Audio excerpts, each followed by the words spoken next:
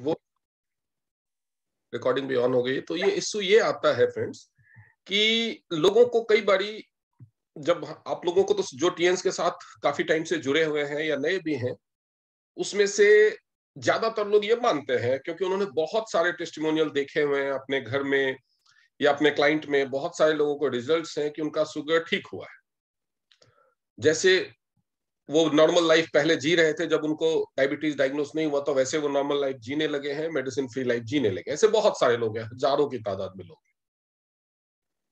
तो आप तो मानते हैं, लेकिन जब भी इस बात को लेकर के, और ये जो टीसीएम का ट्रीटमेंट प्रोटोकॉल है, वो हम किसी और बाहर लोगों को बताते हैं कि शुगर आपको है, आप ये एलोपैथी मेडिसिन खा रहे हैं, और आपको इससे ये सब बीमारियां आगे होंगी, ये सब इसके साइड इफेक्ट्स होंगे, तो आप इसके साथ साथ हमारा ट्रीटमेंट स्टार्ट कीजिए, हमारे सप्लीमेंट स्टार्ट कीजिए, हमारे मशीनों की थेरेपी स्टार्ट कीजिए, तो आपका शुगर जिंदगी भर के लिए ठीक हो जाएगा। तो ये चीज सुनते ही उनको लगता है ये बेवकूफ बनाने आया है।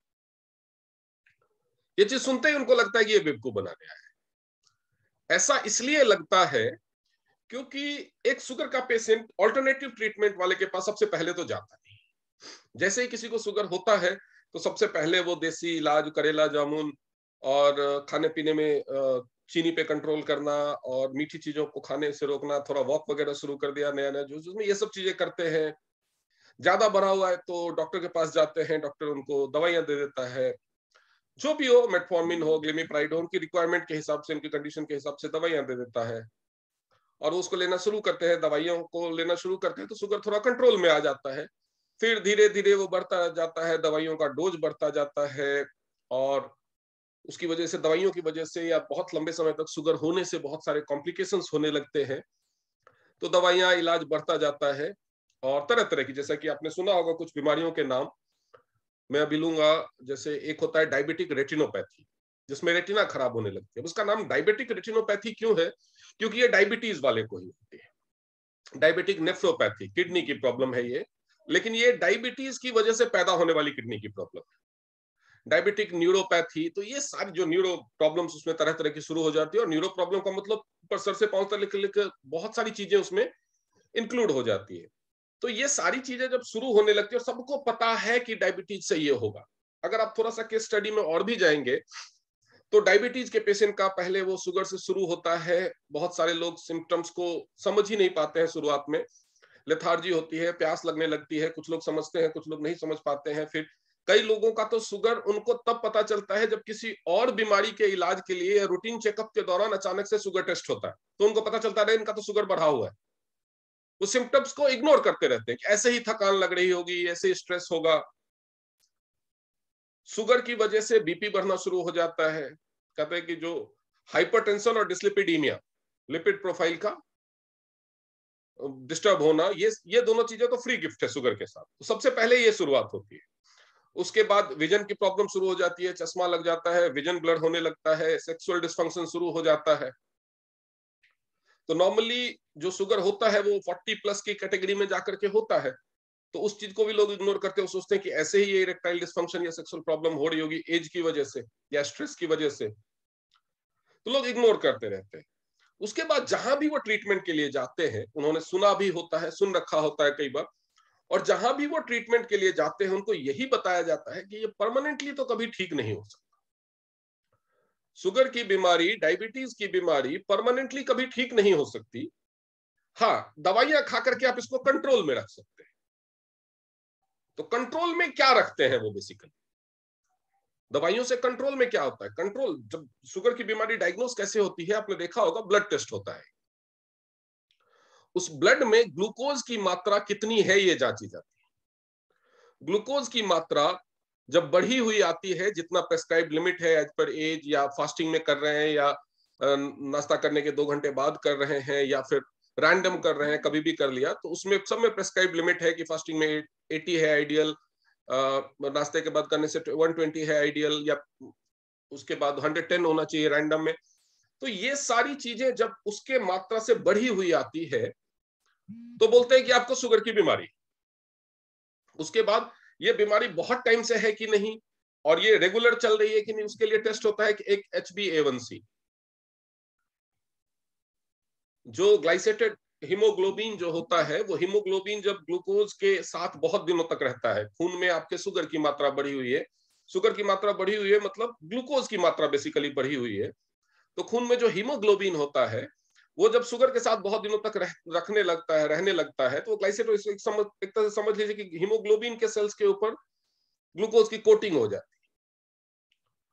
तो वो तो HbA1c सबका बढ़ा हुआ रहता है। HbA1c बढ़ा हुआ रहने का मतलब है कि आप शुगर टेस्ट कर रहे हो, आपका जो शुगर की मात्रा है वो नॉर्मल आ रही है, लेकिन HbA1c बढ़ा हुआ आ रहा है, मतलब सिर्फ वो जो टेस्ट का रिजल्ट है वो कंट्रोल में आया है, शुगर कंट्रोल में नहीं आया, टेस्ट का रिजल्ट कंट्रोल में आया है।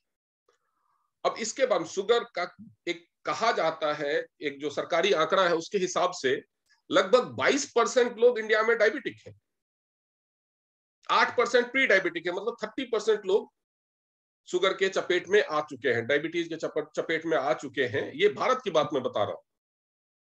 इंडिया को डायबिटीज का कैपिटल कहा जाता है, कैपिटल मतलब राजधानी, यहाँ पे सबसे ज्यादा शुगर होता है। उसके लिए हमारा लाइफस्टाइल, खान पान, हमारे जीन्स, जेनेटिक कंडीशन सब जिम्मेदार है।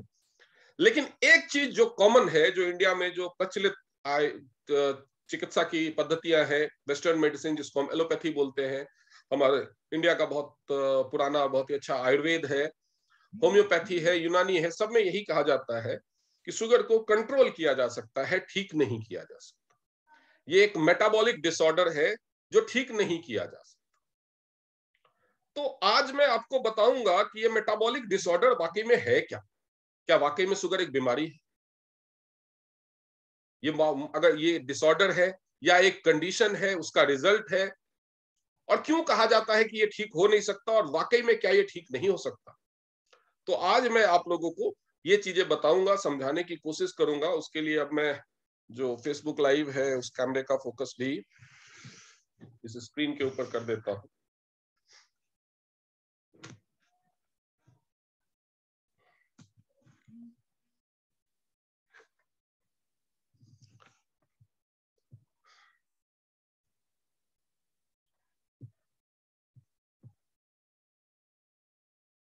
चलिए, ये दिखाने से पहले मैं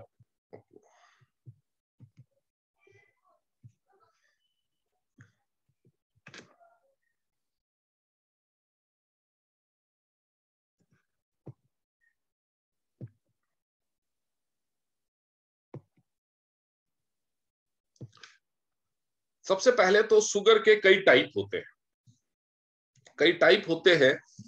उसमें से क्या होता है कि उस शुगर के टाइप में एक तो होता है टाइप 1, एक होता है टाइप 2, और एक होता है जेस्टेशनल डायबिटीज जो प्रेगनेंसी के दौरान होता है। उन सब के बारे में भी बात करेंगे। सबसे पहले जो शुगर होता है, जो शुगर का इंटेक, बॉडी में जो ग्लूकोज जाता है, जिसको बोलचाल की भाषा में हम शुगर बढ़ना बोल देते हैं, वो एक्चुअल में ग्लूकोज बढ़ना है। जब हम टेस्ट करते हैं तो वो ग्लूकोज कितना है खून में वो चेक किया जाता है। इसलिए उस मशीन का जब घर में आप लोग बहुत सारे लोगों ने देखा होगा, वो टेस्ट करने जिसमें स्ट्रिप लगा के चेक करते हैं, उसको ग्लूकोमीटर बोला जाता है। तो ये होता, ग्लूकोज हमारे शरीर में जाता कैसे है? ग्लूकोज हमारे शरीर में जाता है हमारे खान पान से, हमारे खाने से। अब हमारे खाने से जो हमारे शरीर में ग्लूकोज जाता है, उसका कैसे यूटिलाइज होता है कि वो बढ़ जाता है, वो देखेंगे हम। सबसे पहले खाना मुंह के अंदर जाता है, ये मान लीजिए माउथ है। सबसे पहले खाना मुंह के अंदर जाता है। मुंह के अंदर उसको चबाया जाता है, उसको महीन किया जाता है, और वो और भी ज्यादा जब पिस जाता है, उसमें बहुत सारे मुंह के अंदर एंजाइम मिल जाते हैं। तो जब एंजाइम मिल जाते हैं तो वो उसके बाद ग्रास नली से होते हुए वो जाता है स्टमक में, लिवर में। मेरा ड्राइंग इतना अच्छा नहीं है, आपको समझ, लिवर में जाता है। लिवर में भी बहुत सारे एंजाइम्स मिलते हैं, पेनक्रियाज से बहुत सारे जूसेस आते हैं, गाल ब्लेडर से कुछ आता है, वो सारा मिलके खाने को पचाते हैं। उसके बाद वो हम चला जाता है हमारे इंटेस्टाइन। ये हमारा इंटेस्टाइन है। यहाँ पे खाने की फाइनल प्रोसेसिंग होती है, इससे एब्जॉर्ब किया जाता है चीजों को, इसी यहीं पे शुगर को एब्जॉर्ब किया जाता है, न्यूट्रिशन को एब्जॉर्ब किया जाता है, और जो वेस्ट मटेरियल है वो शरीर से दो रास्तों से बाहर निकल जाता है, लैट्रिन के रास्ते और पेशाब के रास्ते। ये बाहर निकल जाता है। ये जो पूरा प्रोसेस है उसमें खाने से ग्लूकोज को एब्जॉर्ब किया जाता है। अब नॉर्मली क्या होता है, आमतौर पे खाना खाने वाला इंसान क्या करता है कि जब शुगर की बीमारी हो गई तो वो मीठा खाना बंद कर देता है। क्या मिठाइयों में और जो चीनी में ही उसमें ज्यादा मात्रा में होता है ग्लूकोज, जिसमें शुगर होता है, लेकिन हर चीज में आप आलू खा रहे हैं, आप चावल खा रहे हैं, आप गेहूं की रोटी खा रहे हैं, हर चीज में ग्लूकोज होता है, कार्बोहाइड्रेट होता है, ग्लूकोज होता है। तो ये सारी चीजों से भी हमें ग्लूकोज मिलता है। तो ये शरीर में बढ़ता क्यों है, इसके लिए आपको ये समझना होगा कि हमें ग्लूकोज चाहिए क्यों। तो हमारे शरीर की जो संरचना है, हमारा जो पूरा शरीर है, पूरा ह्यूमन बॉडी, वो बहुत सारे सिस्टम से बना हुआ है। डाइजेस्टिव सिस्टम है, रेस्पिरेटरी सिस्टम है, तो इस हर सिस्टम में कई सारे ऑर्गन है। जैसे रेस्पिरेटरी सिस्टम में आपका लंग्स भी है, हार्ट भी है, तो उसी तरह डाइजेस्टिव सिस्टम में आपका लिवर है, पेनक्रियाज है, गॉल ब्लैडर है। तो बहुत सारे जो ये ऑर्गन होते हैं, वो हर ऑर्गन बना हुआ है टिश्यू से, और टिश्यू बने हुए हैं सेल्स से, कोशिकाओं से। तो ऑर्गन से पूरा शरीर सही से फंक्शन करे, उसके लिए जरूरी है कि हर सिस्टम सही से फंक्शन करे। हर सिस्टम सही से फंक्शन करे, उसके लिए जरूरी है कि उस सिस्टम का हर ऑर्गन सही से फंक्शन करे। हर ऑर्गन सही से फंक्शन करे, उसके लिए जरूरी है कि उस ऑर्गन का हर टिश्यू सही से फंक्शन करे, और हर टिश्यू सही से फंक्शन करे, उसके लिए जरूरी है कि हर सेल सही से फंक्शन करे। अब सेल को फंक्शन करने के लिए एनर्जी तो चाहिए, तो वो एनर्जी उसको कहां से मिलती है? वो एनर्जी उसको मिलती है ग्लूकोज से। हर सेल को चाहिए ग्लूकोज। ग्लूकोज जो, मान लीजिए ये एक सेल है, ये एक सेल है, इस सेल के अंदर एक छोटा सा पावर हाउस होता है, जनरेटर जैसा होता है, जिसको बोलते हैं माइटोकॉन्ड्रिया। वो सेल के लिए एनर्जी प्रोड्यूस करता है, वो सेल के लिए एनर्जी प्रोड्यूस करता है माइटोकॉन्ड्रिया। एनर्जी के लिए उसको फ्यूल चाहिए, वो फ्यूल उसका ग्लूकोज है। तो हर सेल के पास जो ब्लड पहुंचता है, तो डाइजेशन से हमारे डाइजेस्टिव सिस्टम ने जो ग्लूकोज एब्जॉर्ब किया है, वो खून के साथ मिलके हर सेल तक पहुंचता है। अब हर सेल तक पहुंचता है, तो हर सेल तक पहुंचने में वो उस सेल को यहाँ पे माइटोकॉन्ड्रिया में जाता है, जहां पे उस ग्लूकोज को एनर्जी में कन्वर्ट करता है, और उसी एनर्जी से हमारा सेल चलता है, हर सेल चलता है। यानी आप ऑल इन ऑल कह सकते हैं कि हमारा शरीर चलता है उसी एनर्जी से। लेकिन ये जो ग्लूकोज जो खून के साथ आ रहा है, ये ग्लूकोज इस सेल में घुसेगा कैसे? तो सेल्स की दीवारों पे छोटे छोटे रिसेप्टर्स होते हैं। वो रिसेप्टर्स ग्लूकोज को तभी अंदर आने देंगे जब वो खुलेंगे, और वो खुलने के लिए जरूरी है इंसुलिन। इंसुलिन नाम का एक पदार्थ होता है, ये टर्म याद रखिएगा। इंसुलिन नाम का एक पदार्थ होता है, एक एंजाइम होता है, एक हार्मोन होता है, जो जरूरी है ये रिसेप्टर्स को खोलने के लिए। जो छोटे छोटे सेल्स की दीवार पे जो रिसेप्टर्स होते हैं, उनको खोलने के लिए जरूरी है इंसुलिन। अब इंसुलिन कहां बनता है? इंसुलिन बनाने के लिए एक इस शेप का, नहीं ये गलत बन गया, इस तरह के शेप का एक पार्ट होता है बॉडी में, जिसको बोलते हैं पेनक्रियाज। और पेनक्रियाज वो अपने आप को निचोड़ता है बार बार, और उससे इंसुलिन रिलीज होता है, उससे इंसुलिन रिलीज होता है। तो ये जो पेनक्रियाज है, ये इंसुलिन, इसमें बीटा सेल्स होते हैं, उनके निचोड़ने के फलस्वरूप उससे इंसुलिन निकलता है। अब पैदाइश से ये पेनक्रियाज ठीक से नहीं बना है, फंक्शनल नहीं है, ये काम सही से नहीं कर रहा है, तो पैदाइश से ही किसी के शरीर में इंसुलिन नहीं बनेगा। इंसुलिन नहीं बनेगा तो वो क्या करेगा? वो इस सेल के रिसेप्टर तक पहुंचेगा नहीं, ये रिसेप्टर खुलेगा नहीं, तो जो ग्लूकोज के सेल्स हैं वो ग्लूकोज अंदर जाएगा नहीं। ग्लूकोज अंदर नहीं जाएगा तो वो क्या होगा? वो वापस से ब्लड में आ जाएगा। तो जब ब्लड की जांच होगी तो शुगर बढ़ा हुआ रहेगा। तो जो ये कंडीशन है, इस कंडीशन को बोलते हैं टाइप 1 डायबिटीज, जिसमें पेनक्रियाज, या ये मोस्टली बाय बर्थ होता है। हिंदुस्तान में 95% लोगों को टाइप 2 डायबिटीज। टाइप 2 डायबिटीज में क्या होता है कि पेनक्रियाज किसी वजह से इंसुलिन बनाना कम कर देता है या बंद कर देता है, या फिर जो ये यहां पे इंसुलिन बन रहा है, फिर भी ये रिसेप्टर्स खुल नहीं रहे और ग्लूकोज अंदर जा नहीं रहा माइटोकॉन्ड्रिया। अब ये होता कैसे, ये मैं बताता हूं। तो ये जो हमारा माउथ है, माउथ के ऊपर सिर होता है, सिर के ऊपर होता है ब्रेन। ब्रेन को पूरे शरीर का कमांड सेंटर, कंट्रोल सेंटर बोला जाता है। तो हर इंसान का खाना खाने का एक टाइम होता है कि ब्रेकफास्ट इतने बजे कोई करता है और लंच इतने बजे करता है, डिनर इतने बजे करता है, चाहे थोड़ा बहुत आगे पीछे होता है उसमें सॉरी, थोड़ा बहुत उसमें आगे पीछे होता है। सोने के लिए इतने बजे जाता है, डाइजेशन इतने बजे शुरू होता है, मुंह में से एंजाइम इतने बजे रिलीज होना है, ये सारा कुछ ब्रेन को पता होता है। तो ब्रेन क्या करता है, आपको क्या लगता है कि जब खाना आपने खा लिया उसके बाद पेनक्रियाज इंसुलिन निकालना शुरू करता है? नहीं। तो वो, लेकिन जब आपकी लाइफस्टाइल खराब होती है, लाइफस्टाइल खराब होने का क्या मतलब है? लाइफस्टाइल खराब होने का मतलब है जब आपका खान पान का समय निश्चित नहीं है, आप कभी भी खा रहे हैं, ना तो आपका ब्रेकफास्ट का टाइम फिक्स है, ना डिनर का टाइम फिक्स है, ना लंच का टाइम फिक्स है, कभी आप बहुत लेट खा रहे हैं, कभी आप बहुत जल्दी खा रहे हैं, कभी आप नहीं खा रहे हैं, सोने का टाइम फिक्स नहीं है, जगने का टाइम फिक्स नहीं है। अगर मान लीजिए आप नॉर्मली 8 बजे उठते हैं और 9 बजे ब्रेकफास्ट करते हैं, लेकिन किसी दिन आप 11 बजे उठते हैं तो ब्रेकफास्ट करेंगे ही नहीं, 12 बजे उठते हैं, तो ये सारी चीजें, ये लाइफस्टाइल का प्रॉब्लम है। इसीलिए शुगर को लाइफस्टाइल डिसऑर्डर भी कहा जाता है। तो ये जो ब्रेन जो कमांड देता है ना, ब्रेन पहले से पेनक्रियाज को कमांड देता है, इसका खाना खाने का टाइम होने लगा है, अब तुम इंसुलिन बनाना निकालना शुरू करो। तो पेनक्रियाज फंक्शनल हो जाता है, वो पेनक्रियाटिक जूसेस निकालता है, वो हार्मोन्स निकालना शुरू कर देता है, वो लिवर को देना कि भैया खाना आने वाला है, उसके स्वागत के लिए तैयार हो। उसी तरह से वो इंसुलिन भी निकालना शुरू कर देता है कि चलो तुम सेल्स तक पहुंचो, ब्लड के साथ तुम सेल्स तक पहुंचो और रिसेप्टर को दरवाजा खोल के रखो, अभी थोड़ी देर में खाना आएगा, खाने से ग्लूकोज लिया जाएगा, वो ग्लूकोज पहुंचेगा सेल तक, तो तुम दरवाजा खोल के रखना ताकि ग्लूकोज बिना किसी दिक्कत के माइटोकॉन्ड्रिया तक पहुंच जाए। ये होता है टोटल प्रोसेस। तो जब आपका लाइफस्टाइल खराब होता है, आपके खाने पीने के रूटीन में, टाइमिंग में, सोने उठने में, ये सारी चीजों में जब दिक्कत आती है, तो ये ब्रेन को कमांड देने में भी दिक्कत आती है। अब मान लीजिए रोज आप 1 बजे लंच करते थे, तो आपके ब्रेन ने सेट कर लिया है कि इसको कमांड देना है 12:30 बजे या 12 बजे पेनक्रियाज को कि अब इंसुलिन रिलीज करो।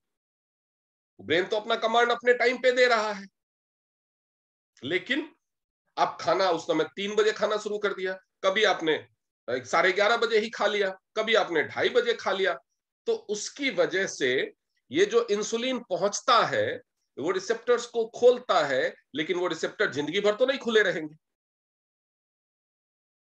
तो अगर आपने टाइम से पहले खा लिया तो वो रिसेप्टर खुला ही नहीं है, तो ग्लूकोज अंदर नहीं गया। टाइम से लेट कर दिया तो रिसेप्टर खुल के बंद हो गया, उसके बाद ग्लूकोज पहुंचा तो कोई फायदा नहीं है। तो एक तो ये होता है शुगर का कारण, जो लाइफस्टाइल में आप गड़बड़ करेंगे, तो ये ज्यादातर लोगों को हिंदुस्तान में इसकी वजह से है शुगर। उसके बाद एक और कारण होता है शुगर होने का, वो ये होता है कि जब मोटापा बढ़ता है, जब फैट बढ़ता है। फैट हमारे शरीर के लिए जरूरी है, लेकिन फैट सेल्स के अंदर नहीं जाता। फैट जाता कहां है?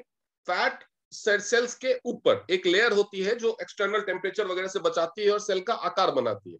तो इसके ऊपर जब आपके शरीर में फैट बढ़ता है, तो सेल्स तो पूरी बॉडी में है, तो पूरी बॉडी को एनर्जी चाहिए, पूरी बॉडी को ग्लूकोज चाहिए। तो जब आपके पूरी बॉडी में, अगर आपके थोड़े पार्ट में फैट है तो थोड़े पार्ट के सेल्स पे, और जब पूरी बॉडी में फैट बढ़ने लगता है तो पूरे पार्ट के सेल्स पे ये फैट जमना शुरू हो जाता है। ये फैट जब सेल्स के आउटर वॉल पे जमना शुरू हो जाता है, इसको थिक कर देता है, तो ये क्या करेगा? ये इन रिसेप्टर्स को कवर कर देता है, ये रिसेप्टर्स को कवर कर देता है। अब इंसुलिन आ तो रहा है, इंसुलिन आ तो रहा है, लेकिन रिसेप्टर्स कवर्ड है, वो खुलेंगे, अंदर खुलेंगे, उसके ऊपर फैट की लेयर है, इंसुलिन अंदर, तो उसकी वजह से वो सेल फिर से ग्लूकोज अंदर जाएगा, क्योंकि इंसुलिन का फंक्शन यहां पे होगा ही नहीं। रिसेप्टर्स कवर है तो वो इंसुलिन उनको मिलेगा नहीं, वो खुलेगा नहीं, वो फैट का सेल उस इंसुलिन को रोक देता है रिसेप्टर तक पहुंचने से। तो उसकी वजह से क्या हो जाता है कि आपके शरीर में इंसुलिन बन तो रहा है, सुचारू ढंग से काम चल तो रहा है, लेकिन फैट इतना ज्यादा जमा हो गया है सेल्स पे कि वो रिसेप्टर तक पहुंचने ही नहीं दे रहा है, रिसेप्टर खुल नहीं रहे हैं, ग्लूकोज अंदर जा नहीं रहा है। तो फिर से ग्लूकोज अंदर नहीं गया सेल में तो खून में ही घूमता रहेगा, तो आपका शुगर लेवल यानी ग्लूकोज का लेवल बढ़ा हुआ आएगा। ये रीजन हो गया। उसके अलावा कुछ और चीजें भी है जो शुगर को बढ़ाने में कंट्रीब्यूट करती है। कंट्रीब्यूट वो क्या है? वो भी जैसे कि सिडेंट्री लाइफस्टाइल। सिडेंट्री लाइफस्टाइल किसका बोलते हैं? जिसमें आप ज्यादातर बैठे रहते हैं, क्योंकि जो ग्लूकोज है वो माइटोकॉन्ड्रिया से क्या करता है? एनर्जी प्रोड्यूस करता है। तो एनर्जी तो काम करने के लिए चाहिए ना। अगर आप बैठे हुए हैं, लेटे हुए हैं, सोए हुए हैं, फिजिकल एक्टिविटी नहीं है, तो क्या होगा? फिजिकल एक्टिविटी नहीं है तो शरीर को एनर्जी कम चाहिए, तो सेल्स को भी कम एनर्जी चाहिए। तो धीरे धीरे क्या होता है, वो जो ये माइटोकॉन्ड्रिया है वो ग्लूकोज कम रिसीव करता है, वो वापस लौटा देता है, नहीं चाहिए जाओ। मान लीजिए आपके यहाँ रोज रोज दूध वाला आता है, वो 5 लीटर दूध लेते हैं आप उससे। इस एग्जाम्पल को समझिएगा, आपको समझने में हेल्प मिलेगी। आप उससे 5 लीटर दूध लेते हैं। आपके घर में 2 बच्चे हैं और भी बड़े लोग हैं, सब चाय वाय पीते हैं। बच्चे बड़े हो गए और लोगों को समझ में आ गया कि ज्यादा चाय नहीं पीनी चाहिए, तो बड़े लोगों ने चाय पीना बंद कर दिया, छोटे बच्चे जो अब बड़े हो रहे हैं उन्होंने दूध पीना बंद कर दिया। तो अब क्या करेंगे? अब आपको 5 लीटर दूध की जरूरत नहीं है, तो अब क्या करेंगे? 2 लीटर या 1 लीटर दूध लेना शुरू कर देंगे। तो यही हाल होता है यहाँ पे, जब आपकी लाइफस्टाइल सीडेंट्री हो जाती है, जब आप फिजिकल वर्कआउट नहीं कर रहे हैं, मेहनत नहीं कर रहे हैं, तो एनर्जी की जरूरत ही नहीं है। सॉरी। तो जब एनर्जी की जरूरत नहीं है, तो उसके बाद क्या होता है कि जो जब सेल नहीं लेता है ग्लूकोज को, तो वो वापस से खून में है। जब वापस से खून में है तो फिर से शुगर लेवल बढ़ा हुआ आता है। इसके बाद जो हमने देखा, इंटेस्टाइन से जो ये बाहर निकलने के लिए जाता है लेट्रिन के द्वारा या यूरिन के द्वारा, तो अगर ये इंटेस्टाइन में आपके कुछ प्रॉब्लम है, यानी आपको कॉन्स्टिपेशन है। कॉन्स्टिपेशन में क्या होता है कि जो वेस्ट मटेरियल है, वेस्ट मटेरियल मतलब जो शरीर को नहीं चाहिए, जो लिवर ने और इंटेस्टाइन ने डिस्कार्ड कर दिया था कि शरीर को नहीं चाहिए, वो लेट्रिन के रास्ते बाहर निकलना था, लेकिन अगर कब्ज है तो वो इन आंतों में अटक जाता है, आंतों के अंदर अटक जाता है, वो बाहर नहीं निकलता है। तो उसकी वजह तो जो वेस्ट मटेरियल है वो क्या है? शरीर को, ब्रेन को पता है, लिवर को पता है, इंटेस्टाइन को पता है कि शरीर को कौन सी चीज कितनी मात्रा में चाहिए, आपके मेटाबॉलिज्म के हिसाब से। मेटाबॉलिज्म मतलब शरीर की जरूरत के हिसाब से। शरीर के जरूरत के हिसाब से उनको पता है कि कौन सी चीज कितनी मात्रा में चाहिए। तो अगर आप ज्यादा मीठा खा रहे हैं, ज्यादा मीठा खा रहे हैं, या ऐसी चीजें ज्यादा खा रहे हैं जिसमें कार्बोहाइड्रेट और ग्लूकोज ज्यादा है, तो लिवर और इंटेस्टाइन क्या करता है? उसको डिस्कार्ड कर देता है। लेकिन डिस्कार्ड करने के बावजूद वो इंटेस्टाइन से बाहर तो नहीं निकला। तो 2 घंटे के करीब में पाचन प्रक्रिया पूरी हो जाती है। उसके बाद शरीर को फिर से भूख लगती है, एनर्जी चाहिए। तो क्या होता है, ये जो यहाँ पे फंसा हुआ है, जो वेस्ट मटेरियल है, जो शरीर से बाहर निकलना चाहिए, जो ट्रांस फैट है, जो कार्बोहाइड्रेट है, जो ग्लूकोज है, वो वापस से डाइजेशन की प्रक्रिया में आ जाता है। और जो वेस्ट शुगर है, जो शरीर से जो ग्लूकोज है जो बाहर चला जाना चाहिए था, जिसको, वही वापस से शरीर एब्जॉर्ब करने लगता है, वो वापस से फिर ब्लड सर्कुलेशन में आने लगता है। तो उसकी वजह से, क्योंकि वो शरीर को जरूरत नहीं थी, उसकी वजह से फिर से ग्लूकोज लेवल बढ़ने लगता है। तो अब जब ये बात आपको कही जाती है कि ये शुगर को ठीक नहीं किया जा सकता, तो एक तरह से आपको ये कहा जाता है कि भैया तुमने अपनी लाइफस्टाइल खराब कर ली है, तुम इसको ठीक नहीं कर सकते। ब्रेन के जो लाइफ साइकिल है उसके हिसाब से तुम अपनी लाइफ को कर नहीं सकते, तुम्हारे हाथ में है नहीं।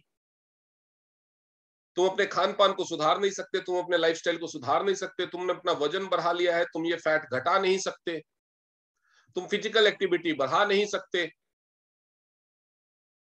तो फिर शुगर ठीक होगा कैसे? ये सारी चीजें करके आप शुगर को कंट्रोल में कर सकते हैं। तो दवाइयां क्यों दी जाती? दवाइयां क्यों दी जाती? दवाइयां जब दी जाती है, तो मैं जब शुगर के बारे में बताता हूं तो मैं एक कहानी बार बार सुनाता हूं। आप लोगों ने घोड़ा गाड़ी देखी होगी, जो वो टमटम होता है ना, या इक्का, जो घोड़ा खींचता है। जब वो भूखा होता है ना, तो उसकी चाल स्लो होने लगती है, तो उसका जो कोचवान होता है ना, वो उसको चाबुक मारता है, वो फिर तेज दौड़ने लगता है। जब वो थोड़ी देर बाद फिर उसको भूख सताती है, वो फिर धीरे होने लगता है, फिर उसको चाबुक पड़ता है, वो फिर तेज दौड़ने लगता है। तो उससे क्या होता है कि थोड़ी देर बाद वो एकदम थक जाता है, तो लेकिन उसके बाद जब वो मंजिल पे पहुंच जाता है, तो उसका कोचवान उसको घास वास जो भी उसका चारा होता है वो खाने के लिए देता है, उसको वापस से एनर्जी मिल जाती है। तो जब हमारा पेनक्रियाज वीक होने लगता है, पेनक्रियाज लाइफस्टाइल डिसऑर्डर की वजह से कह लो, या ये तो हार्मोन है, जब यहां से ब्रेन से सिग्नलिंग गलत हो रही है, मेटाबॉलिज्म आपका वीक हो रहा है, तो पेनक्रियाज बनाना बंद कर देगा। तो पेनक्रियाज में, और जब भी कोई चीज निष्क्रिय हो जाती है, जब भी कोई चीज निष्क्रिय हो जाती है, ब्रेन क्या, यहाँ पे प्रॉब्लम क्या आती है, मेटाबॉलिक डिसऑर्डर पैदा कैसे होता है, जिसको रिवर्स करना बोलते हैं कि पॉसिबल नहीं है, जिसको ठीक करना, कि ब्रेन रोज आपके पेनक्रियाज को कमांड दे रहा है कि भैया तुम अब इंसुलिन बनाओ, तुम अब इंसुलिन बनाओ। बीटा सेल एक्टिव होते हैं, इंसुलिन रिलीज करना शुरू करते हैं, लेकिन उनको पता चलता है यहां आकर के कि भैया हमारी जरूरत तो है ही नहीं, बंदे ने अभी तक खाना ही नहीं खाया, हमारी जरूरत तो है ही नहीं। तो ये चीज जब लंबे समय तक चलती है तो ब्रेन उसको कमांड देना रोक देता है। कमांड देना जब रोक देता है या बहुत कम कमांड देता है, तो पेनक्रियाज से बीटा सेल में इंसुलिन बनाना या तो कम करते हैं या रोक देते हैं। तो जब ये प्रक्रिया बहुत लंबी हो जाती है तो जो भी चीज इनएक्टिव रहेगी वो डेड होने लगती है, तो बीटा सेल डेड होने लगती है। तो जब पेनक्रियाज में बीटा सेल डेड होने लगते हैं, उसके बाद अगर आपने अपनी लाइफस्टाइल सुधार ली, शुगर आपको हो गया, साल 2 साल 3 साल, मेरे जैसा कोई मिल गया, उसने ये सारा कुछ आपको गणित ये अजीब सा इमेज बना के समझा दिया, आपको समझ में आ गया, आपने खाना टाइम पे लेना शुरू कर दिया, आपने अपना लाइफस्टाइल सुधार लिया, आपने फिजिकल एक्टिविटी सुधार लिया, आपने वजन कम करना शुरू कर दिया, लेकिन उसके बाद भी पता चला कि शुगर कंट्रोल में नहीं आ रहा। वो क्यों नहीं आता? क्योंकि पेनक्रियाज में बीटा सेल तो खत्म हो चुके हैं। तो सब कुछ ठीक हो जाने के बाद भी बीटा सेल है ही नहीं, बीटा सेल निष्क्रिय हो चुके हैं, तो इंसुलिन बनाएगा कौन? तो फिर जब दवाइयां जो लेते हैं वो क्या करता है, वो आकर के पेनक्रियाज में चिपकती है, अगर लेमन लैंग्वेज में तो पेनक्रियाज में चिपकती है और इसको जबरदस्ती चाबुक मार के बोलती है इंसुलिन निकाल, इंसुलिन निकाल, इंसुलिन निकाल। तो जितने बेचारे बचे हुए निष्क्रिय बूढ़े कमजोर बीटा सेल होते हैं, उनकी जितनी कैपेसिटी होती है वो उतना इंसुलिन निकालना शुरू कर देते। तो शरीर में इंसुलिन बनने लगा, इंसुलिन जब बनने लगा तो ये रिसेप्टर्स को मिलने लगा, रिसेप्टर खुलने लगे, शुगर लेवल कंट्रोल में आ जाता है। लेकिन कितने दिन? वो धीरे धीरे धीरे वो बीटा सेल, जब उनके ऊपर चाबुक पड़ता जाता है, चाबुक पड़ता जाता है, लेकिन खाना नहीं मिल रहा। बीटा सेल को रीजेनरेट करने के लिए जो खाना चाहिए वो तो मिल नहीं रहा। तो धीरे धीरे वो बीटा सेल पूरी तरह से निष्क्रिय हो जाते हैं। जब पूरी तरह से निष्क्रिय हो जाते हैं तो ये जो दवाइयां आपको मिलती है एलोपैथी में या कहीं पे, जो ये पेनक्रियाज को सप्रेस करते हैं, पेनक्रियाज को फोर्स करते हैं, जबरदस्ती उससे इंसुलिन रिलीज करवाते हैं, वो दवाइयां बेअसर होने लगती है। वो जब दवाइयां बेअसर होने लगती है तो फिर आपको कहा जाता है कि अब तो आपको बाहर से इंसुलिन लेना पड़ेगा, क्योंकि ये दवाइयों की मदद से भी अब आपका पेनक्रियाज इंसुलिन नहीं बना रहा है। तब आप इंसुलिन लेना शुरू कर। तो ये दवाइयों की वजह से, शुगर की वजह से, शुगर आपकी जो रक्त के धमनियों में रहती है, उसकी वजह से एक प्रॉब्लम क्या शुरू होती है, प्रॉब्लम्स क्या क्या होती है उसके बारे में भी बात करेंगे। लेकिन अब मैं बताता हूं कि ऑल्टरनेटिव मेडिसिन या टीसीएम इसको कैसे ठीक करता है। टीसीएम सबसे पहले आपके लाइफस्टाइल को सुधारने की कोशिश करता है। इसलिए आपने देखा होगा कि एलोपैथी मेडिसिन जब कोई डॉक्टर आपको देता है तो बोलेगा सुबह दोपहर शाम ले लेना, लेकिन टीसीएम में हर मेडिसिन को कनेक्ट किया जाता है या हर सप्लीमेंट को कनेक्ट किया जाता है आपके खाने के साथ। ये ब्रेकफास्ट के पहले या बाद में लेना है, लंच के पहले या बाद में, जो जिसका जैसे होता है, ताकि आपका जो खान पान है वो एक सिमेट्री में आ सके। जब वो ज्यादा समय तक एक सिमेट्री में आ जाएगा तो ब्रेन का जो कमांड है वो भी सिमेट्री में आ जाएगा और मेटाबॉलिज्म धीरे धीरे इंप्रूव होना शुरू होगा। इसके अलावा वो कॉन्स्टिपेशन अगर कोई है तो उसको क्लियर करने पे ध्यान देता है।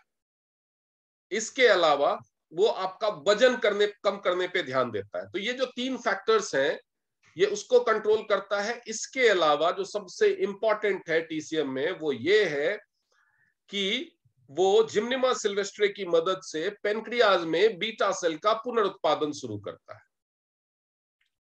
तो इन सब चीजों की वजह से आप मेटाबॉलिज्म सुधार रहे हैं, लेकिन एलोपैथी ये काम नहीं करती। तो मेटाबॉलिज्म, या तो ज्यादातर लोग तो शुगर के पेशेंट मेटाबॉलिज्म ही नहीं सुधार पाते हैं, क्योंकि किसी को आपने बोला कि रोज सुबह शाम 4-5 किलोमीटर वॉक किया करो, उसके लिए उनके पास टाइम नहीं है, या शरीर का कंडीशन ऐसा नहीं है, या उनका वर्क प्रोफाइल ऐसा है कि उनका खाने पीने का टाइम ही नहीं सही हो पा रहा। तो उन सब केसेस में, लेकिन अगर वो बहुत पुराना केस हो चुका है और पेनक्रियाज में बीटा सेल खत्म हो चुके हैं, तो रीजनरेट तो करना पड़ेगा। तो वो रीजनरेशन का भी काम शुरू होता है। ये वाला जो काम है, ये मेटाबॉलिज्म सुधारने का जो काम है, वो तो किया जा सकता है इसके बिना भी, लेकिन केवल टीसीएम से परमानेंट क्योर इसलिए आता है क्योंकि जब तक ये काम किया जाएगा, ये सुधरने में ही 2-3 साल लग जाएगा। ये अगर कोई सुधारना, अगर किसी का खराब हो चुका है मेटाबॉलिज्म और अब वो लाइन पे आ गया, उसको साल 2 साल 3 साल के बाद एहसास हो गया कि नहीं, मुझे अपना लाइफस्टाइल सुधारने की जरूरत है, मुझे अपना वजन कम करने की जरूरत है, तो ये रातों रात तो नहीं होगा। ये सारा कुछ सुधरने में 6 महीना साल भर लगेगा। उसके बाद ब्रेन सही सिग्नल देना शुरू करेगा, तो वो मेटाबॉलिज्म लाइन पे आते आते साल भर और ले लेगा, 2 साल, और पहले से वो 2-3 साल से डायबिटिक है, तो ये टोटल जो 4-5 साल का वक्त निकल जाता है, उस उतने टाइम में पेनक्रियाज हो जाता है, बीटा सेल हो जाते हैं खत्म। तो ये सब अगर सुधार भी लिया गया तो फायदा नहीं होता, शुगर ठीक नहीं होता। तो इसकी वजह से क्या होता है कि वो ठीक नहीं होता। लेकिन जब हम अपना ट्रीटमेंट शुरू करते हैं, तो हम उनको ये लाइफस्टाइल एजुकेशन देते हैं, उनको फिजिकल वर्कआउट के लिए बोलते हैं। अगर वो वर्कआउट नहीं कर सकते टाइम की वजह से या फिजिकल कंडीशन की वजह से, तो उसको बीसीएम मशीन सजेस्ट करते हैं। फिर अगर उनको कॉन्स्टिपेशन रहता है तो उसके लिए भी सप्लीमेंट्स देते हैं। अगर उनके शरीर में मेटाबॉलिज्म की ज्यादा इश्यू है तो उनको मल्टीवाइटमिन्स देते हैं, ताकि मेटाबॉलिज्म को इंप्रूव होने का समय मिले, हार्मोनल फंक्शन ठीक हो। ये जो हार्मोन की कंट्रोलिंग जो ब्रेन कर रहा है, वो हार्मोनल फंक्शन ठीक हो ताकि मेटाबॉलिज्म सुधरना शुरू करे। उनके वजन के घटाने पे टी पॉली, चिटोसन, ये सब दे करके सेल्स के ऊपर से शरीर में फैट घटाने पे जोर देते हैं। तो ये सारी चीजें हम करते हैं, एजुकेशन देते हैं, करते हैं, और साथ में ये पेनक्रियाज में बीटा सेल के भी रीजनरेशन पे काम करना शुरू करते हैं। अगर पेनक्रियाज की हालत बहुत खराब हो चुकी है, यानी पेशेंट इंसुलिन लगाने की कंडीशन में पहुंच चुका है, तब क्या करेंगे? तब अकेला जिम्निमा काम नहीं आएगा बीटा सेल रीजनरेट करने। उस समय में आपको चाहिए एक्यूलाइफ। जब हम एक्यूलाइफ से पेनक्रियाज के पॉइंट्स पे थेरेपी देना शुरू करते हैं, तो ब्रेन यहां पे ब्लड सर्कुलेशन और एनर्जी का सर्कुलेशन बढ़ाता है, जिसकी वजह से पेनक्रियाज में सेल्स का रीजनरेशन 6 से 16 गुना तक फास्ट हो जाता है, यानी ये जल्दी से सही होना शुरू करता है। तो जो इंसुलिन डिपेंडेंट हो चुके हैं, यानी जिनके पेनक्रियाज ने जवाब दे दिया है, वो दवाइयों से भी इंसुलिन नहीं बना पा रहा, तो इन दैट केस अकेले जिम्निमा काफी नहीं होगा।